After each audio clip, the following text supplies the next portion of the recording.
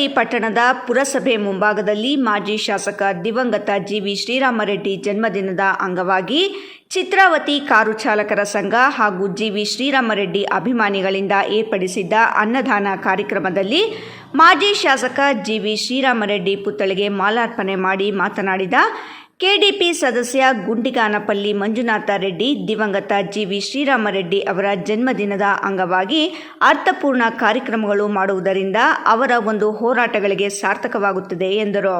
ಮಾಜಿ ಶಾಸಕರು ದಿವಂಗತ ಶ್ರೀರಾಮ್ ರೆಡ್ಡಿರವರ 74ನೇ ಹುಟ್ಟುಹಬ್ಬದ ಪ್ರಯುಕ್ತ ಇವತ್ತು ಚಿತ್ರಾವತಿ ಕಾರು ಚಾಲಕರು ಮತ್ತು ಮಾಲೀಕರ ಸಂಘ ಮತ್ತು ಪ್ರಜಾ ಸಂಘರ್ಷ ಸಮಿತಿ ಹಾಗೂ ಜಿವಿ ಶ್ರೀರಾಮ್ ರೆಡ್ಡಿ ಅವರ ಅಭಿಮಾನಿಗಳ ಬಳಗದಿಂದ ಇವತ್ತು ಅನ್ನ ಸಂತರ್ಪಣೆ ಕಾರ್ಯಕ್ರಮವನ್ನು ಇಟ್ಕೊಂಡಿದ್ದೀವಿ.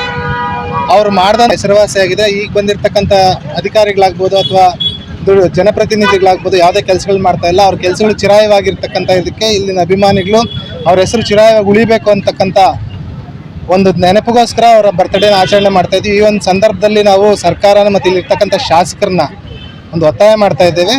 ಚಿತ್ರಾವತಿ ಡ್ಯಾಮ್ಗೆ ಜಿವಿ ಶ್ರೀರಾಮ್ ರೆಡ್ಡಿ ಅವರ ಹೆಸರು ಇಡಬೇಕು ಅಂತ ಹೇಳ್ಬಿಟ್ಟು ನಾವು ಎಲ್ಲ ಜಿವಿ ಶ್ರೀರಾಮ್ ರೆಡ್ಡಿ ಅವರ ಅಭಿಮಾನಿ ಬಳಗ ಮತ್ತು ಇಲ್ಲಿರ್ತಕ್ಕಂಥ ಬಾಗೇಪಲ್ಲಿ ಕ್ಷೇತ್ರದ ವಿಧಾನಸಭಾ ಕ್ಷೇತ್ರದ ಎಲ್ಲ ಜನತೆ ಪರವಾಗಿ ನಾನು ಅವ್ರಿಗೆ ಒತ್ತಾಯಪೂರ್ವಕವಾಗಿ ಒತ್ತಾಯ ಮಾಡ್ತಾ ಇದ್ದೇವೆ. ಚಿತ್ರಾವತಿ ಡ್ಯಾಮ್ಗೆ ಜಿವಿ ಶ್ರೀರಾಮ್ ರೆಡ್ಡಿ ಅವರ ಹೆಸರನ್ನ ಇಡಬೇಕು ಅಂತ. ಪ್ರಜಾ ಸಂಘರ್ಷ ಸಮಿತಿ ಜಿಲ್ಲಾಧ್ಯಕ್ಷ ಆರ್.ಎನ್. ರಾಜು ಮಾತನಾಡಿ, ಮಾಜಿ ಶಾಸಕ ಜಿವಿ ಶ್ರೀರಾಮರೆಡ್ಡಿ ಅವರು ಬಾಗೇಪಲ್ಲಿ ಕ್ಷೇತ್ರದಿಂದ ಸಿಪಿಎಂ ಪಕ್ಷದ ಮೂಲಕ 2 ಬಾರಿ ಶಾಸಕರಾಗಿ ಆಯ್ಕೆಯಾಗಿದ್ದರು. ಅಧಿಕಾರಾವಧಿಯಲ್ಲಿ ಅವರು ಮೂಲಸೌಕರ್ಯ ಅಭಿವೃದ್ಧಿಗಿಂತ ಹೆಚ್ಚಾಗಿ ಬಡವರು, ರೈತರು, ದಲಿತರ ಪರವಾದ ಜನಪರ ಹೋರಾಟಗಳಿಗೆ ಮತ್ತು ಸಾಮಾಜಿಕ ನ್ಯಾಯದ ಅಭಿವೃದ್ಧಿಗೆ ಹೆಚ್ಚು ಒತ್ತು ನೀಡಿದ್ದಾರೆ.